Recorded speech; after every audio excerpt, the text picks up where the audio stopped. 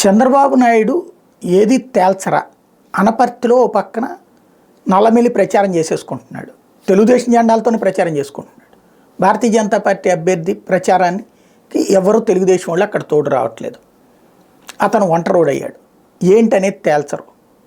అదే సందర్భంలో బీజేపీ అభ్యర్థులకు సంబంధించి సుజనా చౌదరి దగ్గర ప్రాబ్లం లేదు, లేకపోతే సీఎం రమేష్ దగ్గర ప్రాబ్లం లేదు, పురంధేశ్వరి దగ్గర ప్రాబ్లం లేదు. అట్లాంటి వాళ్ళకంటే తెలుగుదేశం ఆశీస్సులు ఉన్నటువంటి బీజేపీలో సీట్లు సంపాదించిన వాళ్ళకి నో ప్రాబ్లం.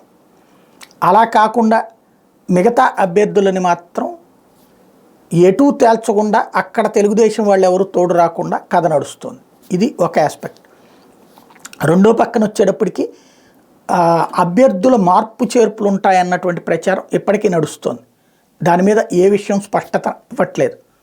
దాదాపు 8 నుంచి 10 స్థానాల్లో మారుస్తారు అన్నటువంటిది పెద్ద ఎత్తున ప్రచారం జరుగుతుంది. దానికి సమాధానం చెప్పట్లేదు. దాంతో అయోమయం కొనసాగుతూనే ఉంది. ఇప్పటికీ ఈ సందిగ్ధతల్ని సెటరైట్ చేయడం అయితే వర్కౌట్ అవ్వట్లా.